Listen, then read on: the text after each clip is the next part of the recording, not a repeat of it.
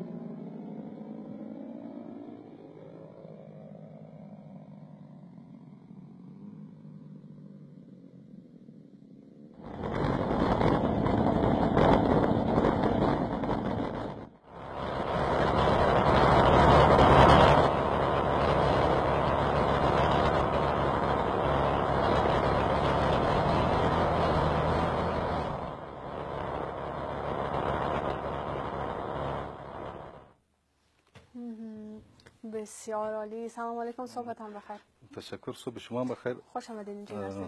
سلامت باشید. اول از همه سلام احترامات به شما و کارمندای تکنیکی شما و به بیننده های محترم تلویزیون طلوع تقدیم می‌دارم. سلامت باشین آقای هلالی.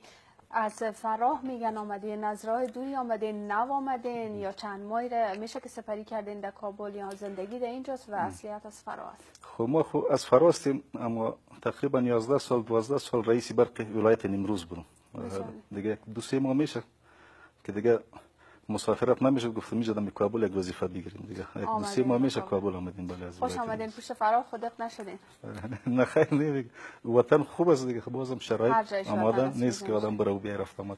بله بسیار خوب. میشه در رابطه با این طیاره‌ای که ساختین صحبت بکنین و این پرواز تا کجا بود؟ در ابتدای تصویرایی که ما دیدیم پرواز در کابل بود یا در فراه؟ خب پرواز در ولایت نیمروز بود دیگه. معلومات مختصر بدیم، در سال 1385 دیگه به ما یک علاقمندی پیدا شد که ما باید طیاره به دست خود جور کنم و به دست خود پرواز بود. دیگه ما خودم در طفولیت پدرم انجینر آریانا بود، همیشه ما را میدان هوایی میبرد. به ما بسیار دلچسب بود این طیاره که یعنی دلیل علاقمندی از اون وقت چی بود. دیگه در سال 85 در ولایت نیمروز هم در اوقات غیر رسمی دیگه کار طیاره را شروع کردیم. اول از یک طیاره سبک شروع کردیم، بسیار یک طیاره کوچک بود سبک و سیستمش با ریموت تیار کردیم، جور کردیم، اما او میدوید پرواز نمیکرد. با ما بسیار خوش بودیم که توسط همین پروانه خود ذره پروانه حرکت میکنه میره. دیگه بعد از او به می تصمیم شده که باید پرواز بده میشه. دیگه سیستم فلایت کنترل دو عیار کردیم، تنظیم کردیم. دیگه اولین طیاره ما تقریبا از 1 کیلو بیشتر نبود. او را پرواز دادیم. بازم در پروازم یک حالت ایجاد میکرد که تو صحیح بیلانس و طول و ترازو نبود. دیگه بازم تو چندین طیاره ما افتید شکست. باز علتش پیدا میکردیم که چی علت بود. باز علتش چی بود که بیلانس ازی همین درجه زاویه بال ازی یار بسیار دقیق. دیگه پرواز باز بود و موفق شدیم که بسیار منظم پرواز کرد. دیگه بعد از او آهسته طیاره را بزرگ کردیم. از 1 کیلو شروع کردیم، بعد از او تقریبا 2.5-3 کیلو جور کردیم. بعد از او سیستمای برقی بود، سیستم ماشین پترولی را برش ماندیم، ماشین اره را. دیگه او تقریبا 30 کیلو طیاره بود. کلانش کردیم. او به ما بسیار 1.5 متر طول داشت. 30 کیلو وزن به ما بسیار کلان معلوم شد که چقدر طیاره از خود چقدر طیاره کلان جور کردیم. دیگه تا سال 91 از سال 85 ما تونستیم 5 بال طیاره را جور کنیم که 2 نوع پترولی بود، 3 نوع سیستمای برقی. دیگه باز یک محفل گرفتیم. او وقت براوی صاحب والی بود. دیگه اون محفل تقریبا 1.5 نفر را دعوت کردیم در میدان هوایی ولایت نیمروز. بازوار همگیش افتتاح کردیم. بعد از اون باز ما تصمیم گرفتیم که تو یک طیاره را جور کنیم که یک نفر انتقال بده. امیال که فعلا می‌بینیم. بعد از اون یک پی قبل از این 5 انجن داشت. و هم تصویرش هست اینجا. او را در ظرف 2 سال جور کردیم. میره باز در ظرف 20 سال جور کردیم. 20 روز اما وزن ازی یک مدت زمانی که به خاطر که تجربه حاصل شده. در اولین پروانه هم یک سوزن هم تفاوت بیلانس نداشت. منظم خود درجای بالش اگر ما نیم سانتی هم تفاوت کنه در پرواز مشکل ایجاد میکنه. بسیار یک دقیق محاسبه و بیلانس میخواد. بسیار خب بریم همون طیاره را که در اول ساخته بودین بریم یک چند تصویر از اون طیاره هم ببینیم. بعد از اون صحبت های ما با انجینر صاحب هلالی ادامه داره.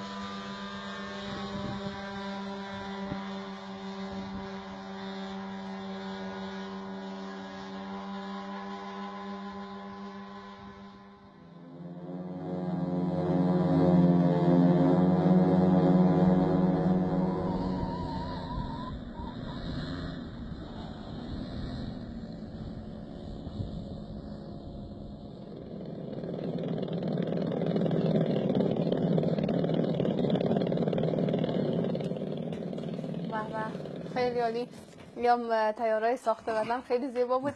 یک سوالی که در ذهن من ایجاد شد انجینر صاحب، طیاره باسکل است. آیا ظرفیت، قدرت، توانایی از این دارند که همچین وزنی را اونا بردارن برای خود؟ و همونطوری که گفتین این طیاره بی سرنشینتان که قبل از این طیاره که جدیداً ساختین، یعنی پارسال تقریبا رو ساخته بودین، 200 چند کیلو گفتین وزن داره؟ 265 کیلو وزن داره. 265 کیلوگرم وزن داره. این طیاره مقاومت دارن که وزنش دارن و اگر دارن چطور چه تخنیک یا چه ترفندی شما زدین تا اینکه بتونه وزن نظیر برد؟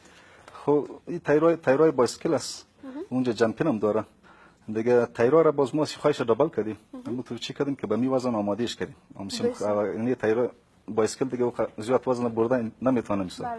این بازم خوب سیخایش دبل کردیم، سیخای موتورسیکل اونجا با جا کردیم، چینش دبل کردیم. دیگه کمی کار کردیم که به می وزن آماده شه.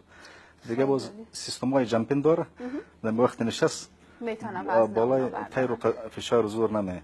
خیلی خوب. در رابطه با طیاره‌ای که گفتین در 20 روز ساختین و امسال ساختین صحبت بکنین، گفتین ظرفیت ایره داره که یک نفر را هم انتقال بده و بدون سرنشین هم پرواز میکنه، فقط برش مسیر گفتن میشه و خودش توسط ریموت کنترل میشه. خیلی ولی است.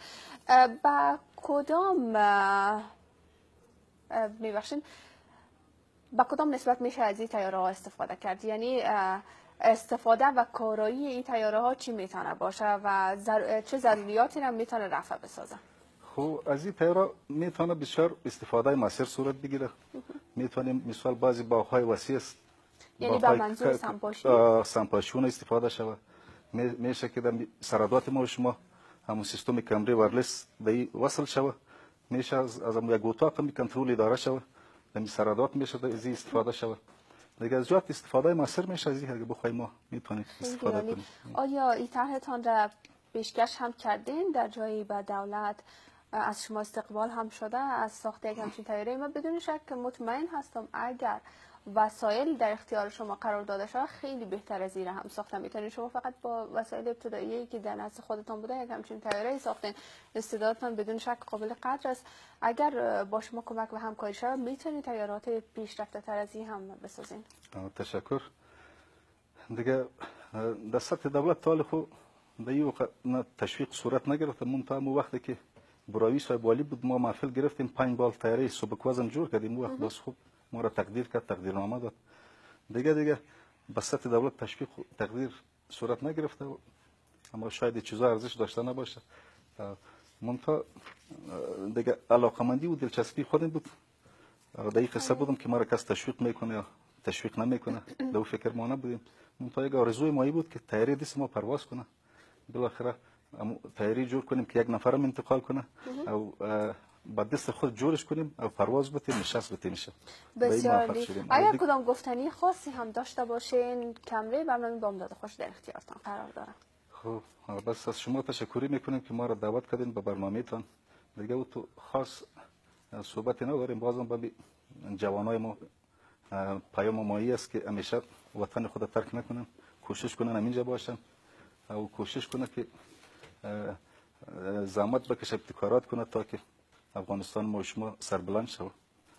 دیگه خاص صحبت نداریم. تشکر از شما. بسیار عالی، تشکر میکنیم. واقعا استعداد شما قابل قدر است. از اشخاصی و مثل شما قابل قدر هستند، کسایی که استعدادشان را به خاطر همین اقلیم، به خاطر همین جغرافیا به خرج میتن. خیلی از کسایی هستند که میگن ما باید برم به یک خطه دیگه از دنیا، یک جایی که امکان داره استعداد مرا کشف کنن و ما پیشرفت بکنم.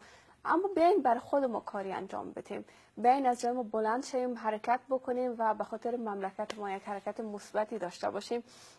دوستان عزیز، میریم سراغ وقفه. بعد از وقفه بخش متن زندگی رو فراموش نکنین. با ایمل جان و استاد شمس باشین.